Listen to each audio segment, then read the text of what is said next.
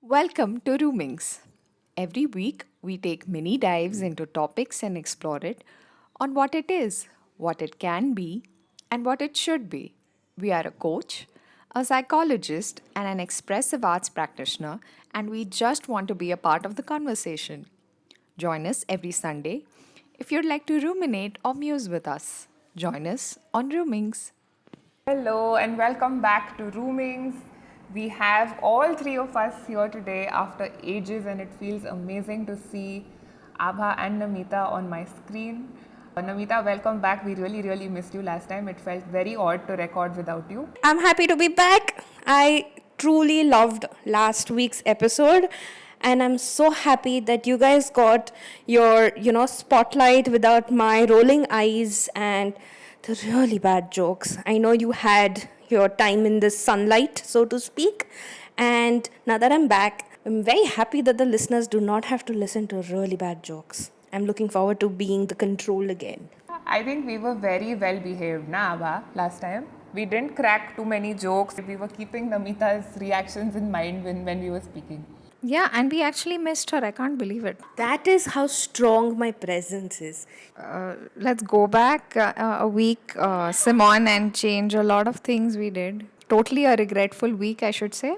Haters gonna just hate. I'm just saying I'm back. Simon, weren't we going to talk more about self care? I think I should continue. So, today, actually, we're going to just continue what we were speaking about last time. I think last time we spoke a lot about what self care is and what we do in our lives and how we practice it in our daily lives and how we practice it when we are going through a rough patch. Today, we are going to talk about some things related to self care which we missed out in our last session. And the first thing that I actually want to ask you all is, what do you all think are the misconceptions around self care? Are there any? Is there anything that you all have read or heard of which you all feel are certain misconceptions about self care? Simon, I think we sort of touched upon this last week when we were discussing about how self care crosses over to a slightly selfish side, a slightly self centered side. And with that, I mean, how much space are you occupying in context to the situation, in context to the people? Yes, you are your priority. In all of this, how are you taking that space? Is it forced? Is it crossing someone else's boundaries and lines and their space?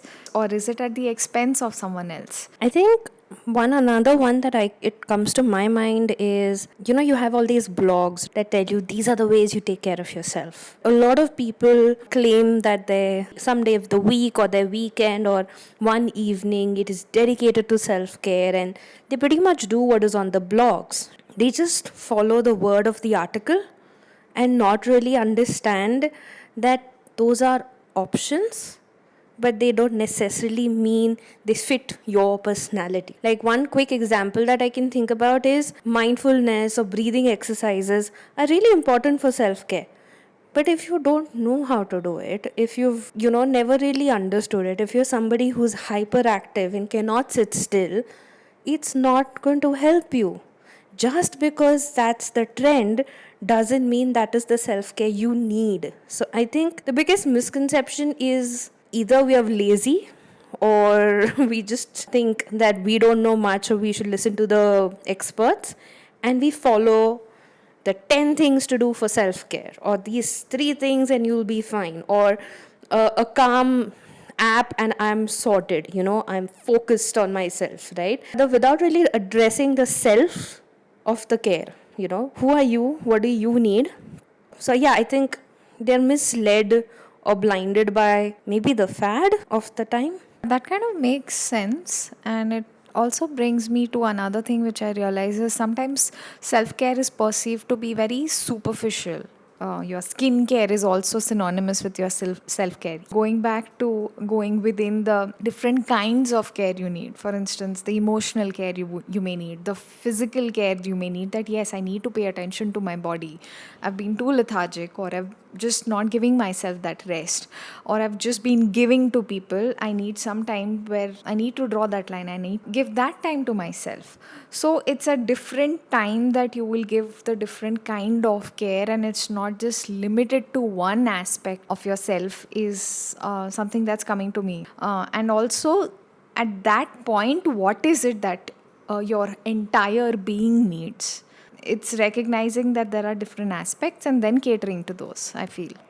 What both of you all are saying is that each person needs to understand what self-care means for him or her without blindly following a trend or blindly following these articles that we read online. And a lot of the time, self-care just does not mean going for a vacation, running away from things. And I think there's a very thin line between self-care and escapism, because sometimes we call it self-care, but what we're really probably trying to do is just escaping from the situation. Self-care, I think, what you all are saying can also mean that sometimes you have to be a little hard on yourself. Sometimes you have to tell yourself, okay, I need to draw those boundaries, or I need to start exercising. I need to say what I feel to a person who isn't being very kind to me. And self-care is not always that smooth, happy, calming, peaceful thing that we think of. Sometimes self-care can be harsh. Sometimes self-care can mean that you put yourself in an uncomfortable or awkward situation which you have been avoiding, but it's something that you require to do for your own state of mental well-being. Say, for example, a person is feeling the need to practice self-care a little bit more because of the circumstances that he or she is in. How do you think family can encourage self-care? Do you think that family encourages self-care right now, especially when I talk about Indian culture? How do you think that family can encourage it? I think I so completely agree with you, and thank you for bringing out the topic of escapism and staycations, which is the current trend. And it just flows beautifully to the very next point that we talk about, which, pardon my French, but the bastardized versions of marketing self-care. And one of the things, especially in the last 2 years, because you can't travel, is staycations, trips to Goa, trips to Himachal, trips to the Maldives. Again, there is nothing wrong with these trips that you take, right? You're not really calling out on self-care, right? It really isn't self-care. It's actually scrolling through your Instagram feed and say, man, that looks good. I want that, right? It's such a branded form. And again, it didn't start as a brand. There was genuinely somebody who's inspired and said, I want to go somewhere where I don't have to do my laundry and clean dishes. Basic requirement in the lockdown. That's what also I meant by even like the calm breathing app. It's not that a hyperactive person, while being completely physically charged, cannot do breathing exercises. But there are not enough articles to tell these people that, hey, mindfulness is even there. That sense of oneness with body and, with breath, because you're physically moving, right? So I think I'd like to hear your versions of marketing that make self-care cool, because the minute you said escapism, I had like a flashback of Maldives and Babaji Ki Booty from Himachal and, everything. Yeah, it makes me think about knowing when to step back and step away. Yeah, there are times where you do need to get away from your reality for a while to come back to it, to face it again, to get that fresh perspective. But again, staying away over and over is not knowing how to face it. What exactly do you do? And going away is not really going to help you face that part. I mean, slowly your reality is also going to catch up to you all the way to Goa. Then how do you think that, say, for example, a person is feeling the need to practice self-care a little bit more because of the circumstances that he or she is in? How do you think family can encourage self-care? Do you think that family encourages self-care right now, especially when I talk about Indian culture? I probably am not yet sure about as a culture, but I could share my example. The reason why I've been missing for a week is because I didn't honor self-care for myself. I was exhausted I was sick. I was running a temperature not because I have a cold or because I have a COVID scare, but because I was exhausted. My family pretty much booted me out of the house, asked me to quarantine at my sister's house, and they asked me not to cook. They asked me not to do anything, and for a week, sleep if that is what I need. And I think that is so beautiful because I didn't recognize that this is what I needed. So sometimes I think it's interesting to actually give that space to let your family also speak to you about it. Instead of always saying that, hey, I know it's happening to me, so I know it best. You do know it best, but you do not see it from a third perspective at all. That's like a personal way of actually answering your question, but I'm not completely sure culturally what's happening. I agree. It's a very interesting thing you pointed out. I heard or sensed in this was how you let your family let them in and honor their opinions in this case, that yeah, you needed rest, they realized it, they recognized it, and they were allowing you, or they were giving you the space to take some time out for yourself, and you let it happen. And that's a very beautiful example. Normally in our culture, it's not easily understood, and we can probably start practicing this when you do have these difficult, challenging situations where you have to take care of everyone in the family, and you can take turns in this case, that yeah, you've taken care for long, let me help you with. I mean, not everyone can afford to or can step away physically at that point, but this is where you can be there for each other, or sometimes call out that this is a space I need. I'm sorry, I won't be able to show up for this particular task. Even if someone else doesn't recognize it, you can recognize it without feeling hurt about the fact that no one else did. It's perfectly okay, they can't. But you can start sort of putting up an example, so to say, and slowly develop a culture in the family. It's like educating people around you. For instance, it's always the mother's job to take care, to be that primary caregiver, and it's understood across the globe. It's not just pertaining to the Indian culture, but how can we change that? Your siblings can also be those caregivers. Your father can also step in. Again, respecting how a care is given across genders, across age, across time. It's always perceived that this is how maternal care would be given and that's the best. No, it need not be so.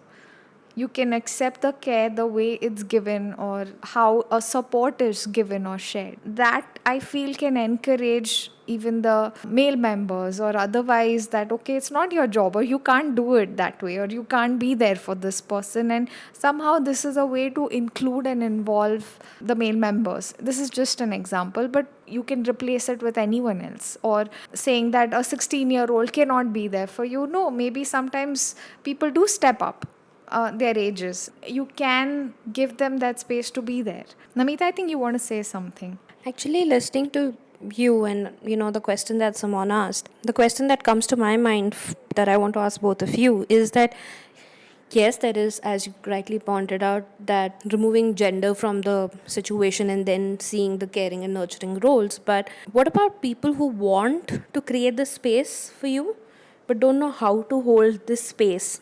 What do you think about that in terms of these relationships? How do they create spaces where even a conversation about self-care can happen? I think it's a very interesting question that you asked, because firstly, to have these conversations at home isn't very easy, because I feel somewhere we are all taught growing up that we are all responsible. We are brought up to be independent. We are brought up to take care of ourselves and our family members. Of course, that is something that we do practice. I feel somewhere we should have also been taught to kind of ask for help, or say when things became too overwhelming, or have conversations with family members about who is feeling what, who is going through what at the moment, physically, mentally. We don't do this unless it comes to a point where someone is overwhelmed and then has a breakdown. So I feel normalizing these conversations, even when things are going fine, not just when there is a crisis, but even when things are going fine, just kind of checking in on everyone in the family and asking everyone how you're doing mentally and how you're doing physically. I feel that is something that we need to begin. and maybe also asking people in the family what they need at the moment. I think more than anyone, we take our own family for granted. There is always someone in the family who is known to be strong, and we kind of assume that this person will always be the strong one. This person will always be there if anything goes wrong. But I feel it's also important to ask that person from time to time if they are okay, if they need to take a step back, not do anything for anyone else except for themselves. And these conversations, I feel, will lead to more understanding. We need to listen more than we need to. I think that is the best way to help someone, to listen, and to listen to understand, not to listen to give advice. Very well said, very well put. Listen to understand and not to give feedback. The moment you share your worries, your concerns, your problems, think people just jump to giving you advice. And then that makes you sort of hesitant to go for it or actually say that, yeah, I just need you to hold space. And that's something I wanted you to elaborate as a counselor or as a therapist, that how do you have these conversations where someone is unable to see you or not being able to understand where you're coming from? I think in families it's easier to talk about physical health. I mean, if I'm not feeling well, if I have a fever, if I have a body ache. However, as you're rightly saying, if a person is going through something mentally, it does not even have to be anxiety. It can just be stress, or it can just be that the person is having a bad day. I think a lot of the times family sometimes falls short of understanding that, because again, this is how we've been brought up. We've been brought up that if someone says that they're having a tough time, or that they are stressed, or that they are feeling anxious, we're taught to kind of say it's okay, it's going to pass, or just distract yourself, or the thing that I get the most is just meditate and everything will be fine. And of course these things help, but I think firstly what needs to kind of change is that we need to understand that mental health also is important. It is equally important to physical health. I think that is where the conversation needs to start with our families, where we maybe sit them down and we make them understand what these words really mean. So of course, in a very non-threatening, there's something in psychology called non-violent communication, which actually does help without, so instead of saying, you make me feel angry, or you don't understand me, or even if that is your reality, even if there is someone who is not understanding you, even if there is someone who is creating certain negative emotions for you, if you communicate it this way with the person usually does not understand what you're trying to say, and usually just feels that you're putting blame on the person. It will not lead to any resolution. A lot of the times we tell people to say, I am feeling this, I am feeling sad, I am feeling disturbed, I am feeling anxious, and it has nothing to do with you. And that is, I feel, the first step, removing the blame. Having a conversation with someone, removing the blame, telling them honestly how you're feeling. Secondly, explaining to them what this feeling means to you. So if you tell this person, I am feeling anxious, what is anxiety? How does it make you feel? So you can maybe say that I get heart palpitations, or I start sweating, I feel extreme panic, or I feel like things are going to take a negative turn. Actually try and verbalize what these things mean. I feel that will also make a difference. And we've also got to understand that it will take time to sensitize family, because mental health is still a new thing. Luckily, I feel now the importance given to mental health has increased, especially with the pandemic happening. Apparently, according to an article I read, the next pandemic is going to be mental health because of all that is happening. The awareness towards mental health, yes, is increasing, but we've also got to be patient and understand that these are people who've probably not grown up understanding or knowing what mental health is. So we can only do our best in creating that awareness and explaining to them without blame. And if they understand, great. But if they don't understand, that does not mean that what you are feeling is invalid or it does not matter. You are faking it. It's still valid. It's just that your family probably isn't in a space right now to understand it. We also have to kind of allow ourselves to understand maybe that not everyone will understand, and that's okay. It does not mean that what we're feeling or thinking is invalid. Thanks for those gems, Simon.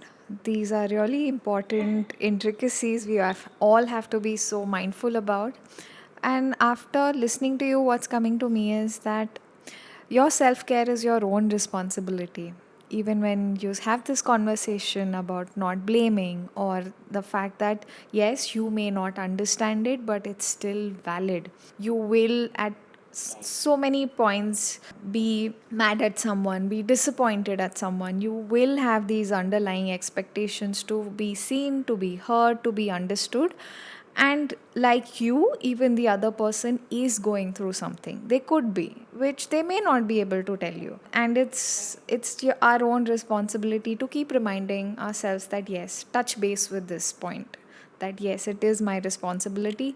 And I feel that is the crux of self care. It makes me go back to what Namita said earlier, that something that would suit you, your personality. Once you get this thought right, that my care is my responsibility, you'll intuitively find ways that will tell you that okay, this, for now maybe I need to paint, for now maybe I just need to take a shower, for now I just need to probably vent out to someone. Yes, venting out at the right time is also self care.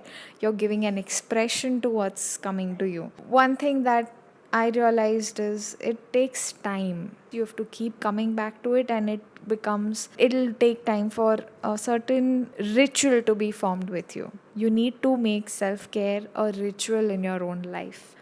So here we are at just musing over what self care means, for not just for us but for the people around.